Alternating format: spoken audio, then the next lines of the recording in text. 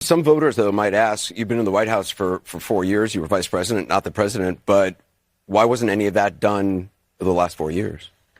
Well, there was a lot that was done, but there's more to do, Anderson. And I'm pointing out things that need to be done, that haven't been done, but need to be done. Is a border wall stupid? Well, let's talk about Donald Trump and that border wall. So remember, Donald Trump said Mexico would pay for it? Come on, they didn't. How much of that wall did he build? I think the last number I saw is about 2%. And then when it came time for him to do a photo op, you know where he did it? In the part of the wall that President Obama built. But you're agreeing to a bill that would earmark $650 million to continue building that wall. I pledge that I am going to bring forward that bipartisan bill to further strengthen and secure our border. Yes, I am. And I'm going to work across the aisle to pass a comprehensive bill that deals with a broken immigration system. I think Jackson's question, part of it was to acknowledge that America has always had migration, but there needs to be a legal process for it. People have to earn it. Right. And that's the point that I think is the most important point that can be made, which is we need a president who is grounded in common sense and practical outcomes. Like, let's just fix this thing. Let's just fix it. Why is there any ideological perspective on it? Let's just fix the problem. To fix the problem, you're doing this compromise bill. It does call for $650 million that was earmarked under Trump to actually still go to build the wall. I am not afraid of good ideas where they occur. So you don't think it's stupid anymore? I think what he did and how he did it did not make much sense because he actually didn't do much of anything. I just talked about that wall, right? We just talked about it. He didn't actually do much of anything. But you do want to build some wall. I want to strengthen our border. For weeks, you have been calling Donald Trump unstable, unhinged. You've called him dangerous. You've quoted General Milley recently, who called him a fascist. Today, you quoted General Kelly, who said that Trump repeatedly praised Hitler. Yeah. But there are tens of millions of Americans right now who have heard all those things, and they don't buy it, or even if they do, they're still going to vote for Donald Trump. He's arguably more popular now than ever. You have 13 days to go. What do you say to those voters to convince them? Because some of them are in this room. Yes, I do believe that Donald Trump is unstable, increasingly unstable, and unfit to serve. And I don't necessarily think that everyone has heard what you and I have heard repeatedly, which is the people who know Donald Trump best, the people who worked with him in the White House, in the Situation Room, in the Oval Office, all Republicans, by the way, who served in his administration, his former chief of staff, his national security advisor, former secretaries of defense, and his vice president have all called him unfit and dangerous. They have said explicitly he has contempt for the Constitution of the United States. They have said he should never again serve as president of the United States. We know that is why Mike Pence is not running with him again, why the job was empty.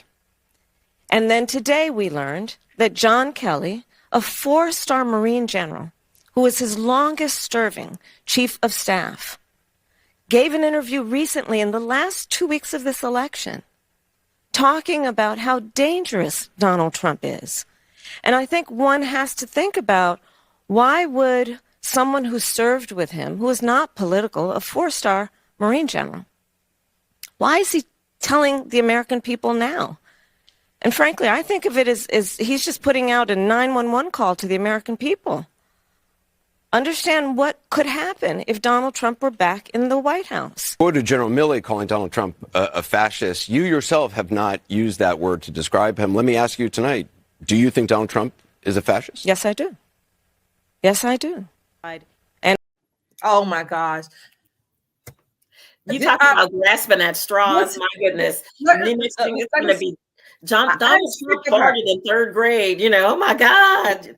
I'm sick of her lies. First of all, she's lying. Number one, John Kelly is talking about something he experienced, whatever conversation he had with President Trump years ago. That's number one. She's hearsay, second and third hand information. And to say that you want a military like Adolf Hitler's, maybe Hitler might not have been the best person to use, but the sentiment was that you want a military that is going to obey your orders. He is or will be commander in chief, not obey your orders to do wrong and to break the law and to run over the Constitution. That is so wrong. That's number one. Number two, she talks about Trump saying he was going to use the military against American citizens. That's not what he said. He was referring to, the question was asked, I think, by Maria Bartiromo, if there were riots after the election on November the 5th. Trump said, yeah, I will bring in the National Guard or whatever the military. Unlike Nancy Pelosi did not do, like she didn't do for January the 6th, when the National Guard should have been there. And then they perpetrate these lies that 100 and something police officers were killed on January the 6th. That's a separate lie, but it's all intertwined. And then the last thing, the enemy within, he was not talking about Americans. Nope. He was talking about the deep state, as we call it. He was talking about all of these rogue CIA, Department of Defense, Pentagon, whatever other three-letter organization, NSA, where they have so many people who are American citizens, but they work against Americans. They want to usurp our Constitution, and they want America to be something other. I'm sick of her telling this lie. She doesn't have any power, playing points for her own platform. She doesn't have any policy except maybe giving black men more weed. Okay, she's pathetic. She is lying. She's a pathological, and she is dangerous. I don't understand why. Well, I do understand. The press does not correct the record and does not correct what she says. Guys, 4 years. It's 4 years in a week ago from today, they tried to push on the whole Biden laptop thing. If you remember, they helped Joe Biden get to the White House by blacking out the coverage of his international pay-to-play scandal, of the Biden of the laptop. They refused to cover the story. Said it was a waste of time. The outlets was putting out doubt, casting doubt about it. And look, behold, it was true. And they're doing the same thing. She is losing in internal polling, and they are livid. They are frantic. And now they are pulling out all the stops. And of course, it goes to fear mongering by comparing Trump to Hitler. And they're going to wind up, there's going to be another attempt on his life. For sure. I think so. For sure. I think so. Do you know, when you talk about incitement, that's precisely what that is. You talk about racist, that's exactly. When you invoke the name of Hitler, especially with Israel being at war, especially with Israel doing everything it can to defend itself. And let me tell you, people can say what they want about Bibi, about Benjamin Netanyahu. Say what you want about Bibi, but there is not another man, with the exception of Donald Trump, who loves his country like that. When I tell you he's picking off these bad guys left and right, Hamas can't hide anywhere. Hezbollah can't hide anywhere. They could be at their great-grandma house around the corner under a rock. He's got a drone video recording, taking their last breath. That's how serious he is about defending his nation. That is the same sentiment that Trump brings to the table. And all we get from Kamala is, well, I'm Black and I grew up in a middle-class neighborhood, and you better thank a union worker. You know, what? But you know what else just drives me crazy about her is that she's phony. She pretends that Trump is this bad man, this boogeyman, but yet every chance she gets, she likes to take these little digs at him, right? She wants to mock him, but she's supposed to be the joyful one. And this is supposed to be a new way forward campaign. Kamala Harris is full of it.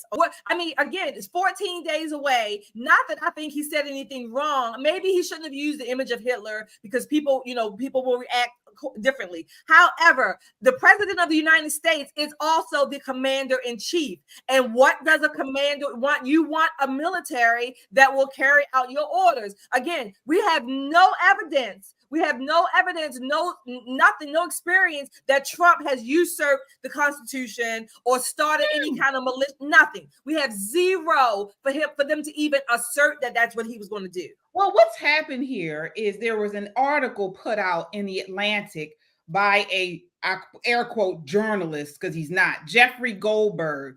He's editor-in-chief of the Atlantic, which we know is a far left propaganda outlet. He published an article on Tuesday with glaring fabrications about former President Trump's interactions with the families of fallen service members and his outlook on military leadership. And this is why Kamala came out with that press conference. But this has all been debunked. The family members of the fallen soldiers that they were referencing, one is Myra Gillian. She's the sister of the fallen soldier, Vanessa Gillian, whose family was featured as proof in Goldberg's piece, slammed the outlet and Goldberg for exploiting her sister's death. As you guys can see, she put out this responding to that, says, "Wow, I don't appreciate how you are exploiting my sister's death for politics. Hurtful and disrespectful to the important changes she made for service members." She says, "President Donald Trump did nothing but show respect to my family and Vanessa. In fact, I voted for President Trump today." Myra's comments come after he claimed that Trump displayed contempt, rage, parsimony, racism at the thought of helping the Gillian family pay for Vanessa's funeral. So this is another thing. It's been MSNBC, Joy Reid have been pushing this, that he made some comments about Mexicans and said he didn't want to pay for these people's funeral. And it's terrible. It's terrible the way they have lied. You know they're desperate. They got to go all the way back for John Kelly, whatever he said. Oh, they pull something out of a conversation, supposedly. They got to go all the way back. They're desperate. They're looking for that October surprise is what they're looking for. They're digging for it. But one of the things that I'm so grateful for, and that every dark cloud has a silver lining, Elon Musk and X. Do you know what I mean? When there's a flat out lie and you know it to be a lie, before we had at least some conservative media that was a little bit mainstream that would pick up a story and do that kind of thing. With X, a family member, just like her sister did, can jump on, straighten it out, and then we the people class can just share it and get it out there and make sure that everybody sees it. I am so grateful to him for making that investment in that platform, because without it, can you imagine? Well, we don't have to imagine, because we know what happened in 2020, right? So I think it's a wonderful thing that we have this, but I also think America is starting to wake up to this one-sided media that we have. And I think for a lot of reasons, I think people are turning to alternative sources for news. And when you look at how young people get their news, they get most of their news from X or IG or